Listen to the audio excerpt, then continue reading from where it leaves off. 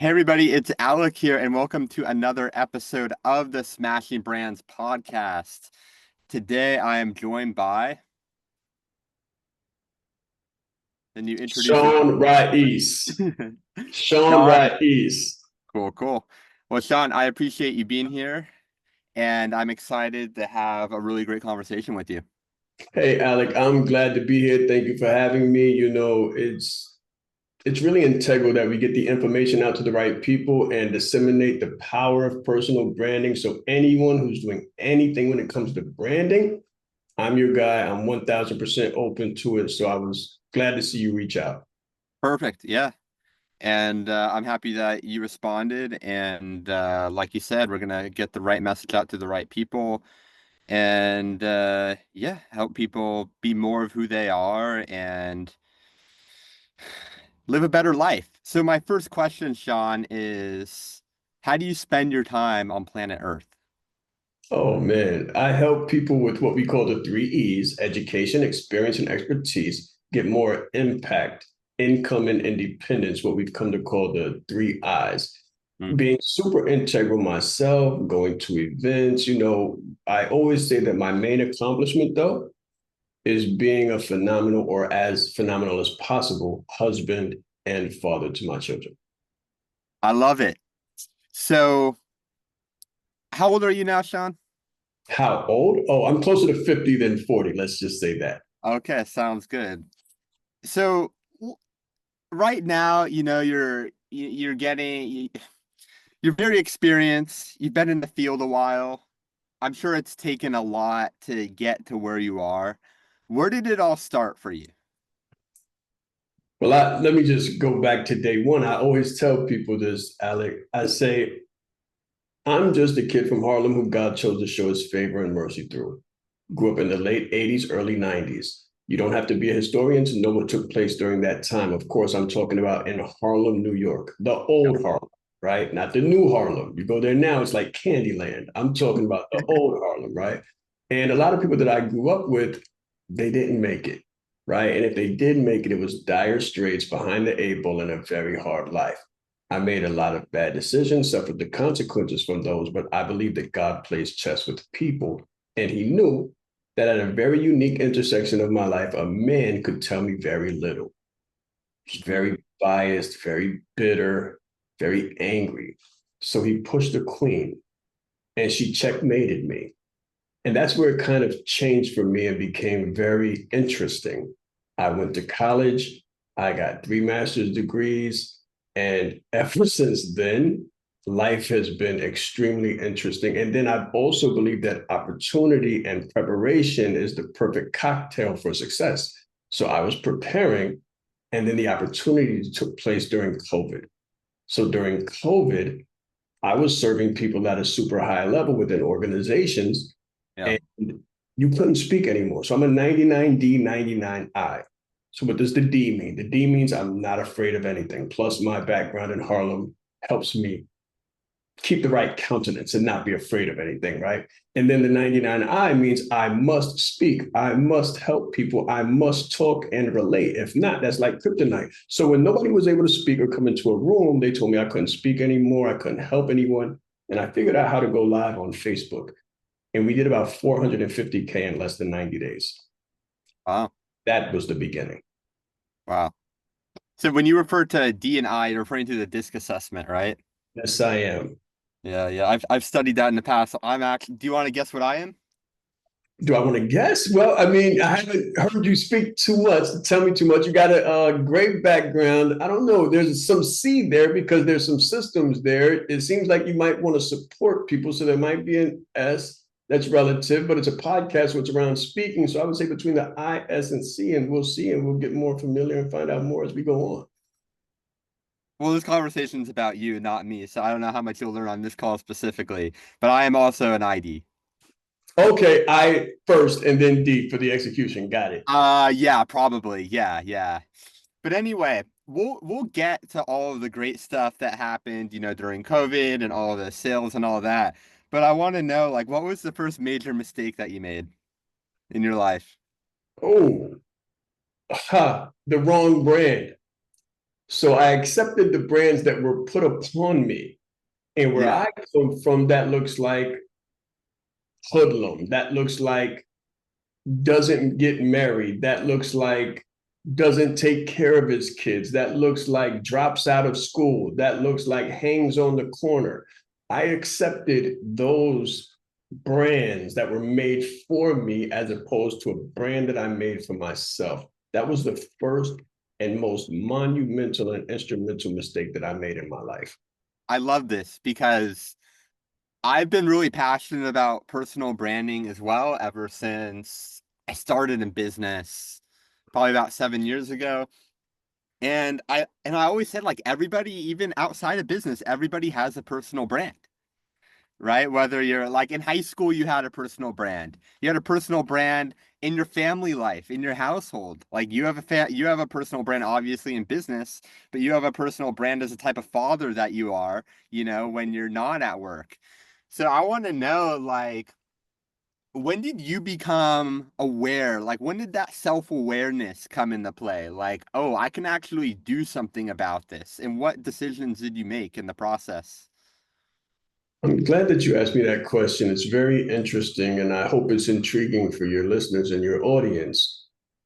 When I chose to change, when I chose to take a risk, see, this is the funny thing. When I was having a conversation with my soon-to-be wife, I'm about to lay down the law. I'm about to lay down the raw law, the unvarnished, uncensored, nonsensical jargon that I had laid down so many times before. So I'm about to tell her I'm a kid from Harlem who does this, and this is how I live, and this da da da da. And we're gonna, have some fun, and then it's gonna end roughly, right? So I'm on a phone having a conversation with her, and I kind of had an out of body experience. And while having that out of body experience, I kind of looked down on myself and said, "Are you going to say the same thing, stupid? Are you really going to tell her the same story? Like, aren't you tired of hitting that glass ceiling and crashing into that brick wall?" And at that point, what I realized was that I always said that I believed, but I never allowed. So I believed in something bigger than me. So when things got rough, I would lock in. I wouldn't cop out. I would stay strong. I would be dedicated, disciplined. But Yeah. when things went back to normal, I would kind of regress back into earlier behavioral mishaps and nonsense that I grew up with. That's So so common. yeah, Yeah. it was really bad for me in that I was in a comfort zone, right? And it was hard for me to get out of that comfort zone. So I'm having this out of body experience. And I know how the story ends. I've written the book 5 different times in my life. And it's like, when are you going to stop? Like you're in your mid 30s now. When are you going to grow up and do something different? And I think this woman might be the catalyst for something good. Why don't you give it a shot? Give yourself a shot. So I said, you know what? In order to give myself a shot, I should probably give someone else a shot. Because here I am saying that I believe, but I've never allowed. So at that point, I did what people call surrender Mm. and submission.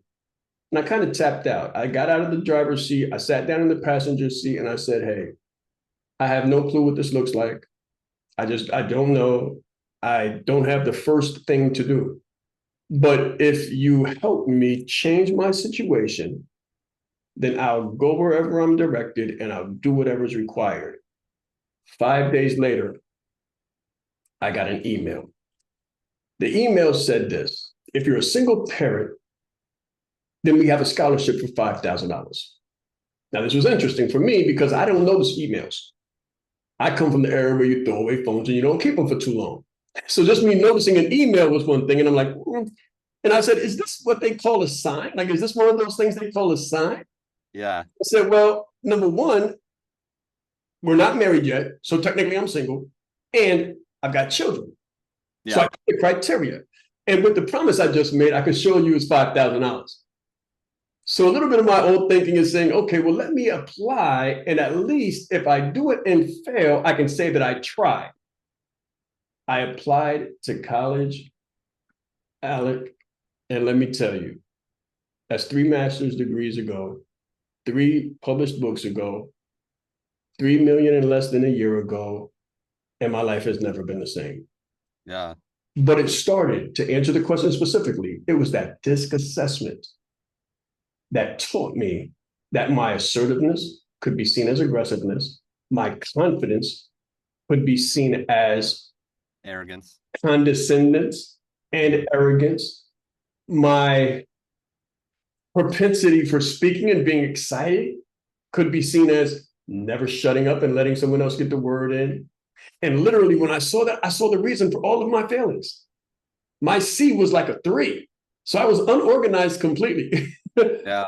And my S was rather low too. So I wasn't really, I was doing what I was doing with the high D for other people, but it wasn't being communicated the right way. And I learned right there, your intentions don't matter. What truly matters is the understanding and the communication of your intentions so that the receiver picks up the same thing that you're trying to put down. Yeah. And I immediately, upon understanding that DISC assessment, I called my wife and I called my then soon-to-be wife and apologized and said, listen, everything that's gone wrong, all the arguments we've had, it's been my fault. And I apologize. And I'm learning now. Yeah. Thanks for sharing, Shaan. So this kind of goes with something that's been on my mind a lot recently, which is like the key to results is a combination of consistency and intentionality. So it seemed like at that time, your intentions kind of just changed. Like you always wanted to be successful, but you saw a different part of yourself in a way that you're coming off, which then to make those changes, you changed your intentions around certain things and how you spoke to people and how you treated other people and how you even treated yourself. Can you talk a little bit about that? So true. So I can remember one time I was in a training facility and the young lady said to me, Shaan, you intimidate us. And I'm like, what? What are you talking about? Now, granted, I was probably about 240 then. Okay. So I was muscular. I was one Yeah. of those guys that lifted heavy, ate heavy. I was a big guy, right? And she said, Shaan, you intimidate us. And I'm like, what do you mean? I'm a jolly green giant. Like I mean you no harm. I'm not me peace. Like, you know what I mean? Like I'm here to have to live long and prosper. I'm trying to change my life. And she said, you know, whatever you've been through, you're not there now. Like you made it. You're here now. Mhm. So the old guard that you had, the old bravado and defensive mechanism that you had, you don't have to have that here. Everyone here wants to help you and help you be successful. And we love the gifts that you bring. But it seems like you're still resisting or still fighting against something, or you're in fear here and feel like you have to be defensive. How did she know that? Like, what was it about you, your aura that I made? think there's a certain way that we conduct ourselves in Harlem. Okay, so let me give you a little bit of an education. Okay. If you smile, your teeth can get you knocked out. Mm. Yeah, if you show your teeth, you might lose them. You don't smile. You don't talk too much because if you talk too much, then people are wary around who you're going to talk to and what you're going to talk about. Yeah. And when you look at people, you lock eyes just to let them know every dog knows what tree to climb. I hope you're not getting the wrong idea. So those things. And then the movement, the body movement. So I learned something. Like I said, she was like, you should practice smiling, Alec.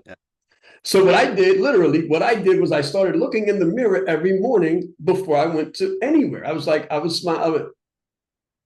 And I'm trying to, fix my face because the muscles that I'm using to smile have not been used Yeah. for years since I was young. So I had to relearn smiling. And then I actually got a book called The Definitive Book of Body Language by a husband and wife team in the UK. Yeah. And I learned the power of mirroring, Uh-huh. power of interpretation, body language. And I began to solidify my swagger and kind of pull it back. And then I also this is reverse engineering, guys. I wanted to be accepted in an organization, but I couldn't be there as a 260-pound gorilla in a suit. You understand? Right. So Yeah. I had to change my workout routine, change my diet, change my sleep habits, all of these things to rein in and create the persona that you see today before you. Yeah. And what age was this? This was closer to 40 than 30. Yeah, it's really interesting because this is kind of refreshing to hear because everybody in society with social media is always about like make it, make it, make it, make it as early as possible. And I feel like somebody who's all about like taking your time and patience is like Gary Vaynerchuk, for example, and he's, a New York native and all that. And I think, and you were saying like you figured it out during COVID, which was like 5 years ago, right? That's when things really started clicking for you. Yes. So for anybody that feels like they're behind or they're not where they should be, or they feel like they've should have made it by now to some extent and are maybe not as patient and all that, like what would you tell them? Be patient with yourself. Grace and mercy. So if you heard my story, I said I'm just a kid from Harlem who Yeah. God chose to have pace and mercy through. I mean, grace and mercy. So give yourself that same grace and mercy, right? And then I always say I'm just a kid because I'm still young at heart, Yeah. right? And So you're willing to learn and get better and not have yeah, a chip on your shoulder too definitely. much. Yeah. And now I travel where I want to go, do the things I want to do, see the things that I want to see in front of me. So it keeps me young. Stay innocent, stay fresh. And for God's sakes, have patience with yourself and give yourself grace and mercy, because we see most people don't really become extremely successful, sometimes into their 60s. Yeah. Look at KFC, 70 and change. You look at like some really big brands like Walmart, 50 and change. Yeah. McDonald's. People come into themselves. The Quran says that after the age of 40, a man matures, Yeah. right? And when you look at the youth in the Bible, as they grow, they get the blessings and then they get to receive the wisdom from on high at a more mature age. So a lot of times what we do, Alec, is we'll condemn ourselves because of the mistakes that we make as a babe in life, as a Mhm. child, easily influential and easily influenced. And Yeah. sometimes we get the wrong impression.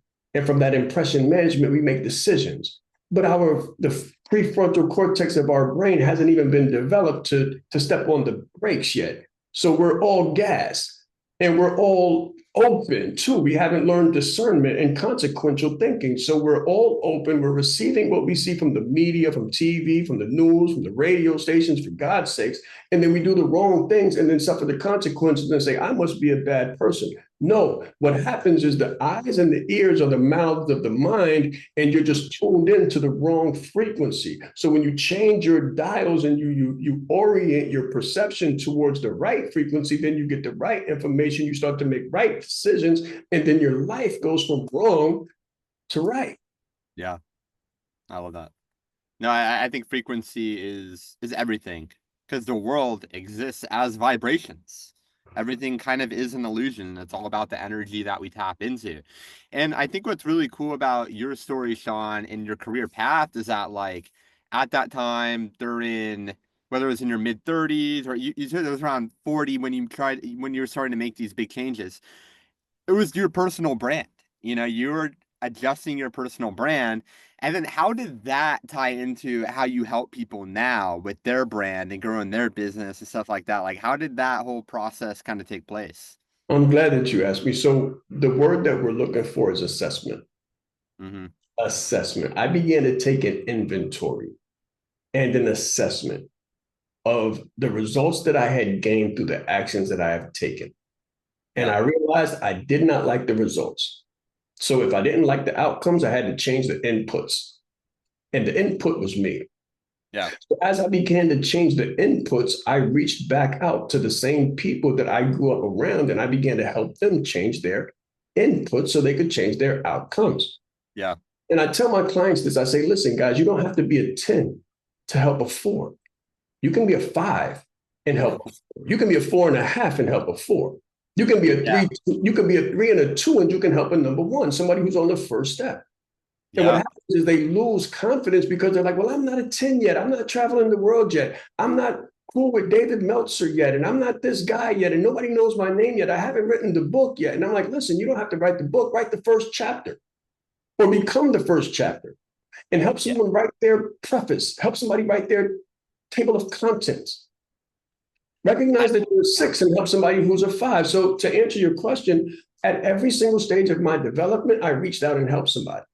Hmm. I was counseling in the same cities that in the same places that I grew up in, and I was helping people who were returning offenders. I was helping people who were substance abusers. I was helping people who were victims of domestic violence and mental health. I was literally a counselor in the state of New York, helping people to make behavioral change. So I realized this there. Number one, they would never pay me enough to retire my wife, which was very important to me. I realized, okay, they're going to pay me something to keep me here. So I literally went and did an assessment of pay grades. Like, what does the numbers look like? And the first, so funny, the highest person on the psychological pay grade was a psychologist, and the second one was a psychiatrist. Yeah. So one of them prescribed drugs and the other one dispensed drugs. And I was like, well, if I want to sell drugs, I'll just go back to Harlem. I don't have to be here to do that. And I'll make a lot more money. So that wasn't an option for me because I'm changing my life. Everything has to be ethical and above the board. But Yeah. number three on that pay grade was an industrial and organizational psychologist, which is the science of motivation and performance within organizations. And that started around 6 figures and change. So that made sense. So I pivoted from a counseling perspective, which really re-traumatized people with an Erickson's biopsychosocial model, which basically looks at you and says, well, what happened when daddy left? How did you feel when mommy walked out? How did you feel when your parents broke up? It's just constantly re-traumatizing and re-traumatizing and re-traumatizing Yeah. with a retrogressive perspective. And I shifted to a forward-focused, goal and action-oriented model, which I didn't know then, but I know now is evidence-based coaching. Yeah. Yeah. And then I started working with people within organizations and helping them do the same exact thing, because even a high-performance executive has issues that they're hung up on. Confidence issues, daddy issues, growing up issues that have to be overcome. So I've been helping people transform their competence into confidence for the past decade and change. We did it privately for organizations, and then we turned around and started doing it professionally for individuals, executives, and entrepreneurs. Love it. And something that you said about, oh, you don't have to be like a 10 to help a 4 or something like that. A quote that I learned, I don't know how many years ago, that really resonated with me was, you don't have to be the best in the world, you have to be the best in their world. Start where you are with what you have. Yeah. Be honest, be congruent, be transparent, and your tribe will find you. Like, if you're just honest, like, listen, I don't have it all figured out, but Yeah. this is who I am, this is what I do, and this is who I'm able to help. Yeah. Your people will come towards you. You're supposed to be able to do two things, and authentically branding yourself does both of them. You compel the people that are impelled to work with you, and you repel the people that are not. Yep, exactly. And the people that you repel, it's meant to be like that anyway. Because I That's like, right. one of my favorite quotes is, all rejection is God's protection. That's right. If you're for everybody, you're for nobody. Said another way. So Yeah. if you try to go too wide and you try to help everybody, you're going to get boots, tin cans, and all kinds of stuff in your fishing net. Yeah. So on that topic of who you're working with, all that, like, who are you most excited to work with? And like, what are the results that you're really helping them to achieve? Oh man, I like working with high performance executives. I love working with entrepreneurs that have already made 7 figures or multiple six. Yeah. They're looking to go to the next level. Like, they've got the basics figured out. They've got the foundational food, clothing, and shelter, Hmm. right? Figured out. And now they're looking for impact, more income, of course, but impact and independence. They want to be able to free themselves up, and they want to reach back and free other people too. And they Yeah. want a massive impact that looks like legacy. So when Yeah. a person comes to me talking about a couple dollars, I'm not excited. When a person comes to me and says, well, I just want to make more money, I might send them $50 for free and just say, I grant your wish. Go be great. Right. But when a person comes to me and they say, I want to create a legacy, I want to reach back and help people. And I believe in leadership. Yeah. And I want to be authentic and transparent and vulnerable and help people who might not have it all figured out go to the Yeah. next level. In my business, we have a charitable arm and we have a social justice arm, and we want to reach back and change the face of X and make it more ethical, responsible, more, we call the MVPs, morals, values, and principles. When people come to me with that morals, values, and principle base, I get excited. What are your values? Like your top three, like your core values? Leadership, 100%. I believe that if you don't have leadership, you don't have anything. Number one, you have to be able to lead yourself. Mm-hmm. Discipline. You don't sell what you can't service and don't sell who you're not. It's Mm-hmm. really hard for a person who's overweight to tell me how to fix my body. You understand? So, like, if a person can't lead themselves away from the top three things that you have to avoid, like overeating, not exercising, alcohol, and things of that nature, if you're not in that space, you can't lead someone to be in that space. So, leadership, integrity, and authenticity, 100%. What does authenticity mean to you? Being transparent, being honest, being able to accept who you are, where you are, and moving forward from there transparently and letting people know I don't have all the answers. I don't Yeah, have it figured out. yeah, great answer. I want to know, what's your favorite client success story? Oh man, that would have to be a gentleman by the name of Bobby Jackson. So Bobby Jackson came to me when he was in Kuwait fighting insurgents, and his wife was in North Carolina fighting COVID. So she's a nurse and she's registered and she's fighting COVID. She's Yeah. ducking darts. She's ducking the virus and he's ducking bullets, literally. And he says, Wow. Shaan, I really want to change my life. I want to retire my wife first because she's my rock and she's in trouble. I came over here to save the country and to help her have more money and more comfort. And now there's a fight going on that I can't protect her from. So that's Yeah. my main thing. I want to retire her. So in the first year, he retired his wife. In the second year, he retired himself in the military, 12-year veteran, staff sergeant. And Wow. he retired himself, left, no benefits, didn't need them because he did 400% revenue increase year after year after year. Where did he sell? Years in a row. Hold on 1 second. The best part of this, and we helped him to turn his accounting practice into a fractional CFO positioning. So that's what Nice. he went from financial services and accounting to a fractional CFO. He didn't know it existed at the time, but we did. But the main thing, right, the gift of this, the real power of this, guys, is after he made this money and retired himself and his wife, he had two more children because he could pay for them. So Wow. when I say that we're transforming lives here, Yeah. literally with personal branding and leadership development, people are on the planet that would not be on the planet if it were not for the services that we provide.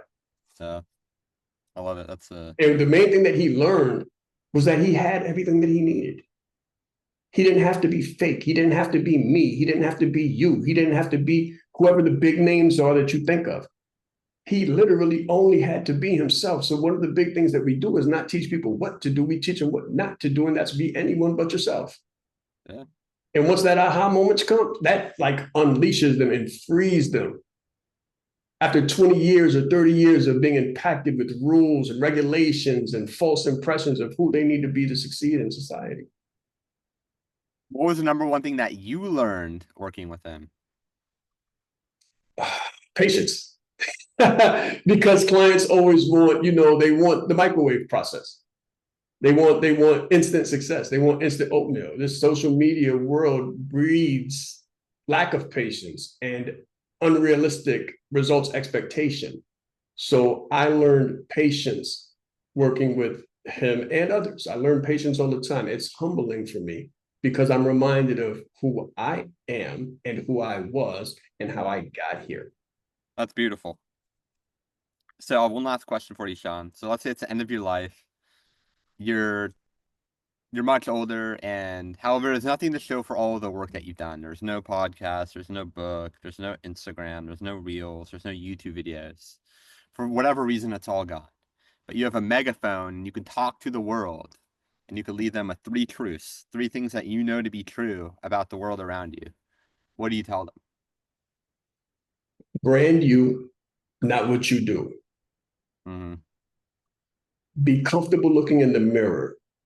Before you wake, before you get out of bed, before you go anywhere, take a mirror test. Like literally, just close your eyes and look at yourself. And if you're comfortable with who you are, then you've done a good job. Because that's what people suffer with. I look everywhere and all I see is just think about all of the gadgets that are used now for calming down. for anxiety, for lack of the ability to think clearly, expectation. They've got all kinds of things that you can put on and just wear, and it'll make you calm. But you were born with calm. You were born with presence. So again, sometimes don't judge yourself so harshly. Give yourself grace and mercy and allow yourself time to mature. So first, brand you, not what you do.